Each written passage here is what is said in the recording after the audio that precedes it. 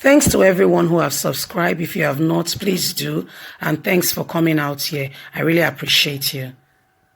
Ize-Iyamu'S journey to Edo APC ticket. The stumbling blocks.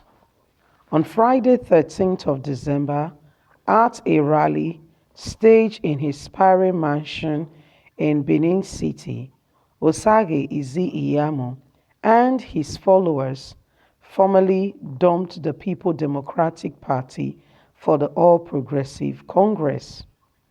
The event ended as speculation on the move of the former PDP candidate after several reports of covered meetings with leaders of the APC in Edo State.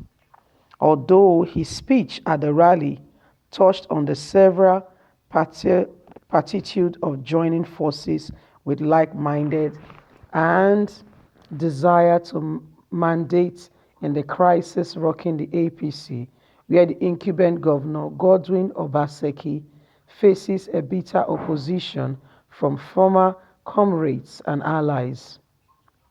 Everyone knew Osage Ize-Iyamu as the reef in the ruling party, as an opportunity to ride on the power, and was willing to take it for a reason that was not far-fetched. From an example as recent as 2016, when Ize-Iyamu watched as the election was moved by a few weeks over security concern at the moment, he looked poised to win on the platform of the PDP. He had learned that during against the powers of incumbents and a crucial political ally was the central government is a high hill climbed that could exonerate him and leave him empty.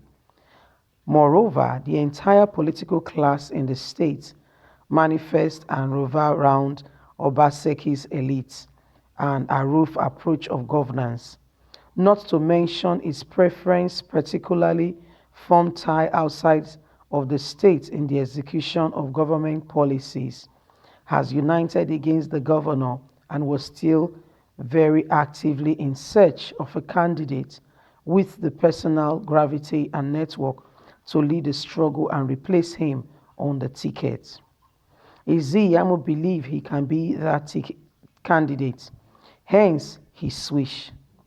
He strengthened himself and strategically labeling by members of his development campaign as the frontline aspirants.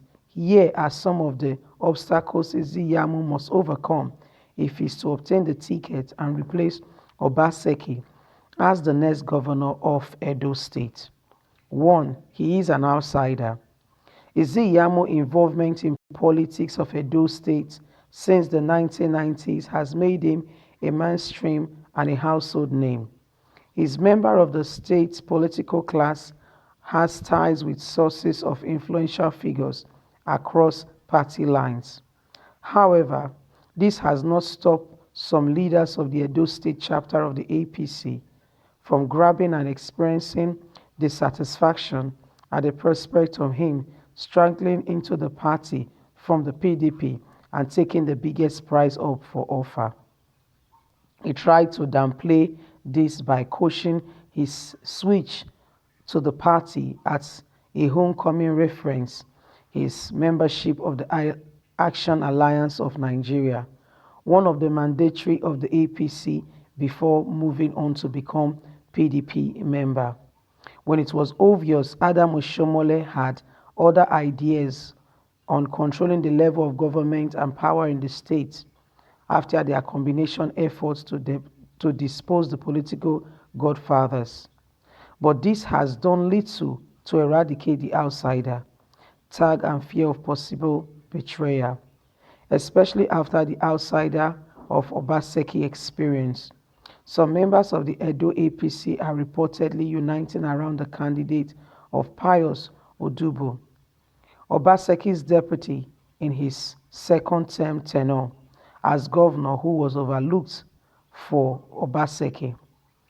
In 2016, he is considered a more loyal member of the party and deserving of the ticket, even though concern over his lack of charisma, network, and positive political structure in the state make Ize-Iyamu more appealing. 2. Settlement for Odubo. Pius Odubo may lack Ize-Iyamu'S ground political structure in Edo State, but his candidacy has an emotional tie to it. Having served Oshomole dutifully for 8 years as deputy and no longer as a political alliance, skipping him for a second time after 2016 could be seen as unfair treatment and divide the party as he threatens to do in 2016 before Obaseki offered to absorb members of his campaign into his and promised them position in the government upon victory at the polls. Oshomole has reportedly tried to settle Odubo, but the plan was shattered when Obaseki, playing spoiler, instigated a prospect against Odubo nomination as the chairman of the Niger Delta Development Commission. Even though he got the nod from the Senate, had that pulled through, Odubo may have no legs to stand on, claiming the governorship candidate as comprehensive for years of loyalty and support.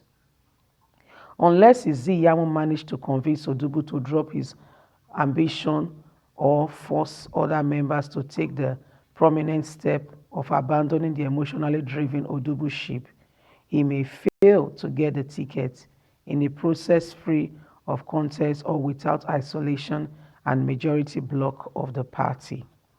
Corruption allegations that have refused to go away. 3.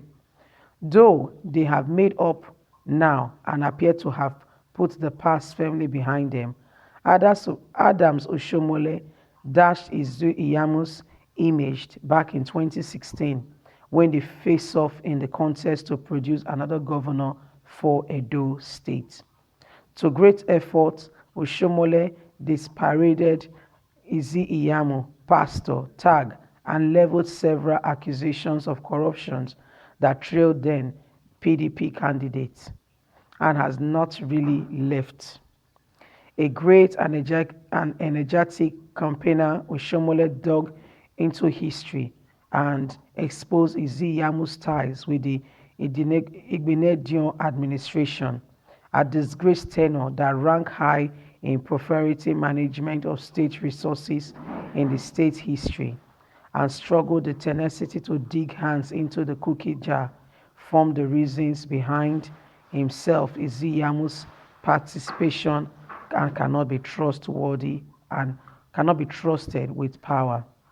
Alliance of Obaseki and members of campaign organization are already circulating video recordings of Oshomole making this claim, causing a problematic situation for Ize-Iyamu as he cannot push back forcefully without busting Oshomole, the leader of the new party, as a liar. It also doesn't help that Obaseki has firmed his political vows in the state as an organized attempt by a corrupt political clash to push him for refusing to open the treasury.